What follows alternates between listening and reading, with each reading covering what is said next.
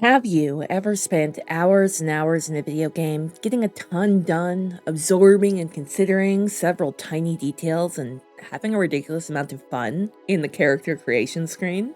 If so, you aren't alone. There are so many people who love character creation. Folks report spending hours creating the perfect build in Elden Ring, or setting up a family of Sims with specific backstories and traits, or attempting to create the perfect, idealized version of yourself for an avatar in an MMO. Scrolling through subreddits on this topic often revealed folks spent at least 1 to 2 hours in character creation, with some citing even more time, and even terming the amount of time they spend in character creation unhealthy. And games companies know this. Making a character creator available ahead of the game's release now seems to be almost a marketing technique. Baldur's Gate 3 did it with success, and Dragon's Dogma 2 tried a similar strategy that seemed to work well pre-release. It gives players the chance to really dig into their character creation prior to the release of the game, which has a lot of appeal if you happen to be someone who spends a lot of time in character creation and would rather put that time in ahead of a game's release if you're really excited for it. It's me. Hi, I'm the problem. It's me. But why do we get so obsessed with character creation in games? And how does our own mind change the way we approach that, and vice versa? I have a background in social psychology, and I always want to know why we do the things we do. So let's roll. There are two things that we tend to be doing in character creation. Either we are attempting to create an idealized version of ourselves with exaggerated positive traits and minimized negative traits, or we are doing the opposite and playing a character in total opposition to our own life and identity, or at least somewhat in opposition to our own life and identity, perhaps seeking different lived experiences. Or even just wanting to be a dragon instead of a grown adult who has to work and pay bills and get groceries, and you get the picture. And when I took to Twitter to ask about this, folks largely fell into one or both of these major themes, often with what the game itself was, or practical concerns,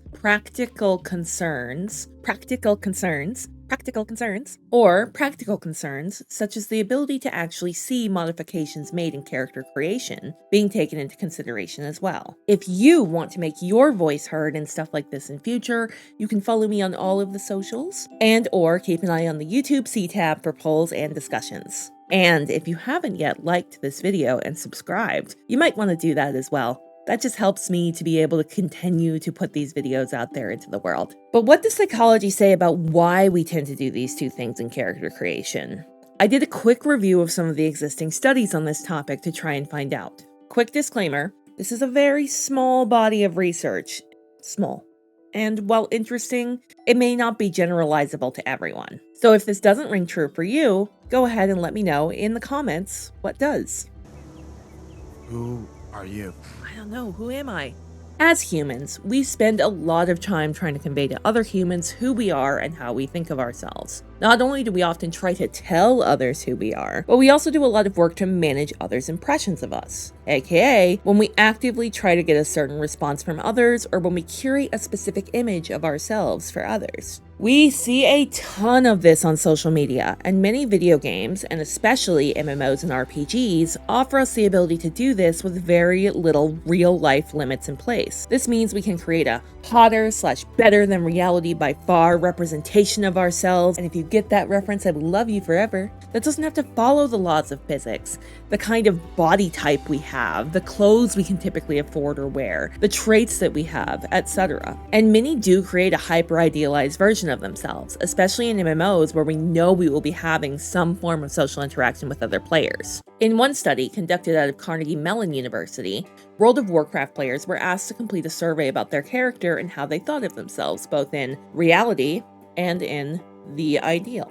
People generally considered their avatar to be closer to what they would be ideally. And people who ranked higher on measures of their personal confidence tended to rate themselves as being more like their ideal self. Another study from the University of Glasgow took this one step further to look at specifically self-esteem related to body image. Folks who had higher self-esteem about their body tended to create characters in Elder Scrolls Online that were closer to who they were in real life, while people with lower self-esteem tended to create avatars that idealized the parts of their body that they were least happy with. I do think there's likely a big limitation here in that body customization is often extremely limited in games outside of pure simulations, with the general choices available to most players skewing more toward what we as a society consider an ideal body. I am definitely on the chubbier and curvier side, and I often do not see the ability to make a body that looks like mine. Similarly, a lot of games seem to struggle with the integration of disabled bodies. Just a thing to think about, games companies. Why can't I be a curvy elf? You know what? I think I'm gonna be a curvy elf. Where is my stuff and things?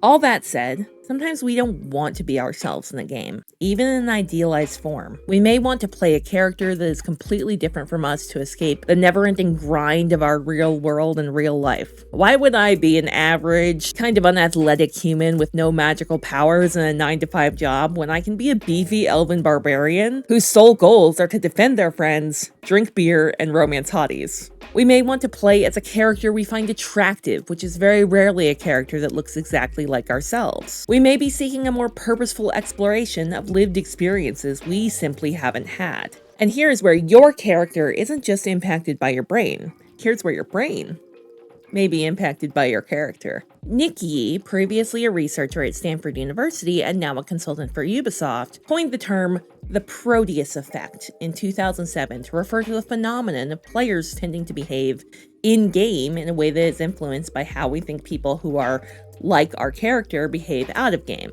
Yee ran 2 studies to explore this.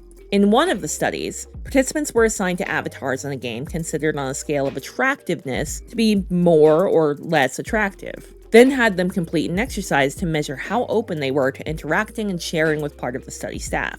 Participants who were given the hot avatars were more sharey, while those assigned less attractive avatars were less likely to share. I have to intervene here as a person and remind you all that attraction is super subjective. Okay. In another study, one which I personally feel has a bit more bearing as it's much less subjective, they assigned some players taller and some shorter avatars and then had them do a negotiation task. Players assigned to taller avatars behaved more confidently, performing a stereotype that they had in their heads about taller people. Goodbye, elf ears.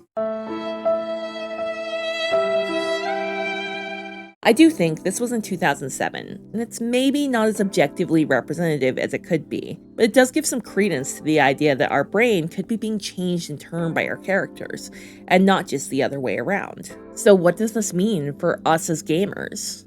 Well, the way you think about your character in BG3 or Dragon's Dogma 2 could even influence your own behavior outside of game. Participants in another study run out of Stanford University watched a virtual representation of their physical self exercising in a game, and were more likely than folks who weren't in that condition to work out in real life. So maybe if, say, I created my barbarian to look more like me, I might be more motivated to do my weights to get buff. Or it could have no impact at all. This taps into the concept of social learning theory, popularized by psychologist Albert Bandura in 1977, which essentially is the idea that we tend to look for models of behavior in the environment around us and then imitate those behaviors. In a world where media is such a prominent part of our environment, the media we consume is pretty likely to become part of those models. And if you think companies haven't figured out how to use that to sell us stuff, think again. In a study published in 2013, again out of Stanford, people were found to be more likely to want to buy a product if they saw their avatar holding it, or more likely to want an article of clothing if their character was wearing it. And if you're really interested in all of these sources that I'm talking about, they can be found right down there in the description. I know it's super long, it's right at the end.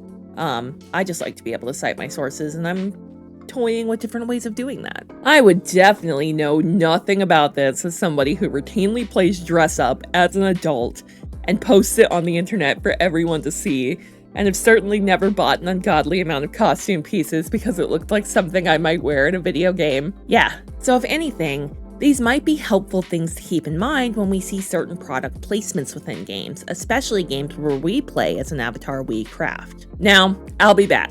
I gotta go kill some dudes and see who wants to smooch in-game in BG3 so I can deal with my coworkers tomorrow. And maybe I'll do a little weightlifting, too. Just, for possible buffness. Thanks for watching. If you liked this, you know the drill. Please like, comment, and subscribe for more. See you soon. Be excellent to yourself and others. Mwah!